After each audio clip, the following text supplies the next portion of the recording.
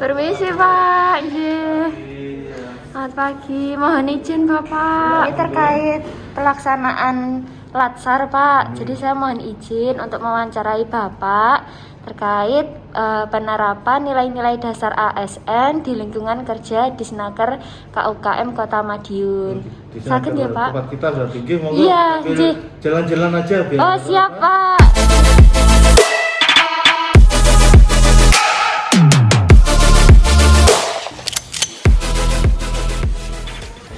Gini Pak, di lingkungan kerja kita kan kalau pegawai pagi-pagi lalu absen ya Pak. Nah, pakai badger ya. Iya pakai finger. Pak, kalau ada misalkan karyawan yang terlambat gitu, bagaimana Bapak menyikapinya? Kalau terlambat sekali, 2 kali kita ingatkan dan kita tanya, nggak langsung kita salahkan, kita ingatkan kenapa kok sampai anak tersebut atau pegawai ASN itu terlambat. Jadi kita nggak langsung di-cut bahwa ini sering terlambat, nggak ditanya. Mungkin di rumah ada masalah, mungkin sedang sakit lah. Setelah tahu permasalahannya baru kita komunikasi. Oh, jadi tidak langsung seperti sanksi berat itu tidak ya Pak? Enggak. Harus ada komunikasi terlebih dahulu nggak?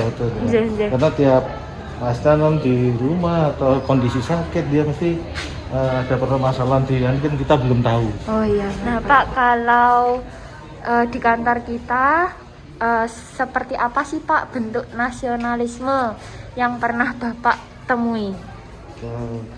Tiap OBD atau tiap warga memang harus punya sifat nasionalisme agar negara kita itu yang hanya bisa mengisi pembangunan ini yaitu dengan cara beberapa hal, yaitu dengan mematuhi aturan dari pemerintah yang pertama, yang kedua dia harus menjaga persatuan dan kesatuan warga, kesatuan di OPD ini untuk mengisi pembangunan di negara kita. Ya, jadi kayak kita harus jaga kekompakan, itu juga salah satu bentuk nasionalisme ya Pak? Ya, itu kan masuk ke persatuan dan kesatuan, masuk tim salah satu di kesatuan.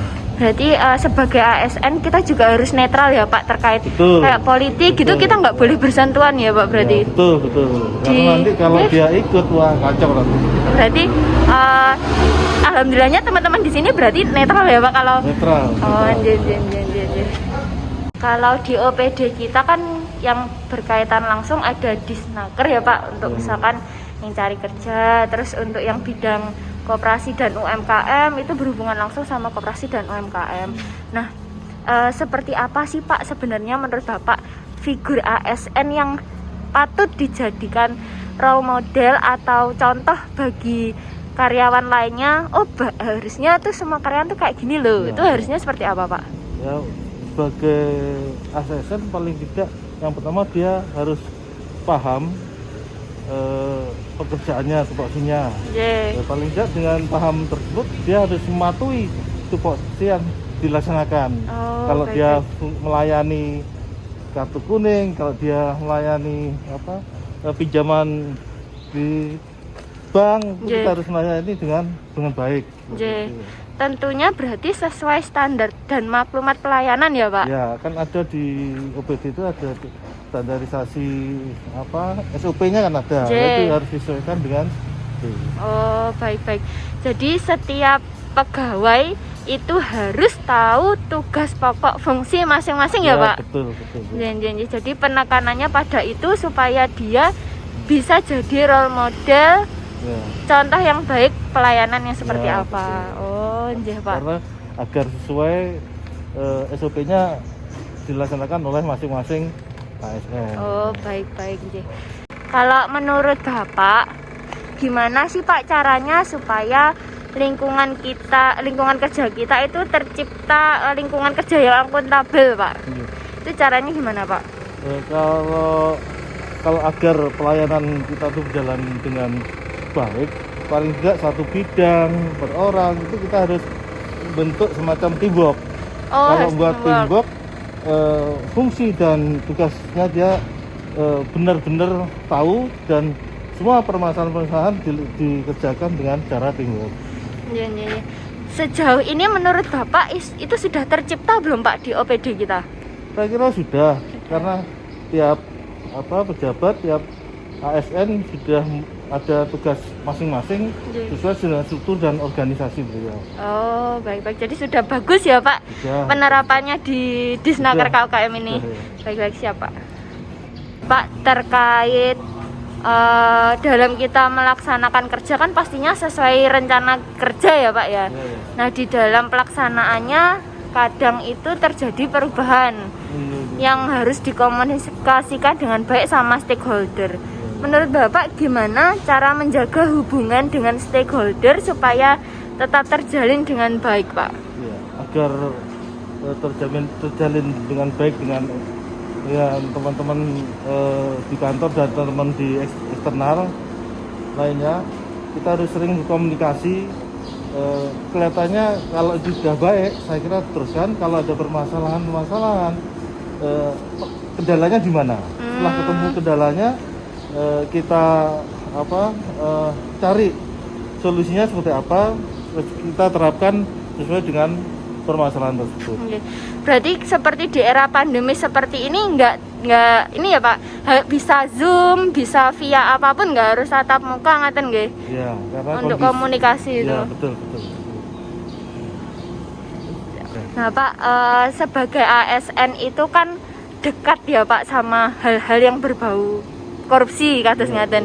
Menurut Bapak bagaimana kiat-kiat kita untuk membentengi diri kita supaya terhindar dari korupsi, Pak? Yang pertama ya paling enggak dikuatkan imannya. Harus kuat iman ya, Pak. Yang kedua ya ASN kan harus mematuhi peraturan sesuai dengan PP 53 itu yang itu harus benar-benar harus dilaksanakan ya, karena ya, Pak. Dampaknya bisa ASN-nya nanti akan kena hukuman kalau tidak dilaksanakan. Terus kita sendiri harus ini ya Pak, tahu batas dan kemampuan, jangan sampai istilahnya pengeluaran kita lebih banyak dari pemasukan, ngaten ya Pak. Malah betul, nanti lama-lama tergoda untuk korupsi, ngaten ya Pak. Iya betul. Berarti dan kebutuhan kita juga nggak usah muluk-muluk, disesuaikan dengan gaji kita. Gaji kita harus disesuaikan dengan gaji kita. Ya baik-baik Pak. Pak, kalau menurut Bapak, teman-teman di lingkungan Disnaker KUKM Kota Madiun ini sudah menerapkan nilai-nilai dasar ASN belum Pak? Mulai awal, saya yakin teman-teman sudah sesuai melaksanakan itu. Mungkin hanya satu dua kemungkinan ya karena sakit atau karena ada apa, tapi tetap itu hanya sifatnya sementara.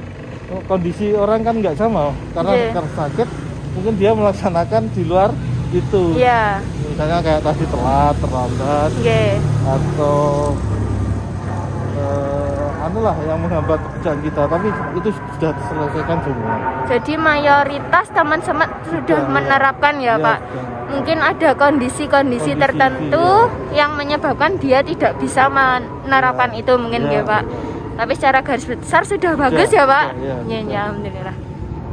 Pak, ini yang terakhir ya Pak.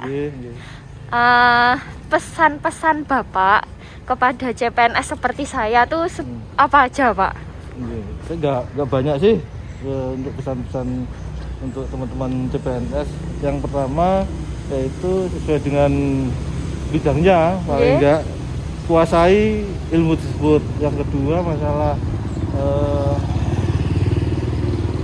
mampu mengikuti perkembangan yang diinginkan oleh Pak Wali sesuai dengan visi misi Pak Wali. Kalau bisa mengikuti perkembangan Pak Wali, saya yakin CPNS akan mampu membangun Kota Madiun itu menjadi lebih baik. Saya kira. Oh, siap. Berarti kami harus mendukung penuh ya Pak apapun yang menjadi peraturan kebijakan Pak Wali supaya sama-sama bisa mengangkat Kota Madiun, ngaten nggih Pak.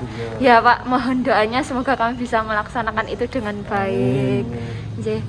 Pak, mungkin itu saja yang saya tanyakan. Terima kasih banyak atas waktunya. Semoga wawancara ini bisa menjadi pandangan kedepannya bagi saya dalam melaksanakan tugas dengan baik. Terima kasih banyak Pak.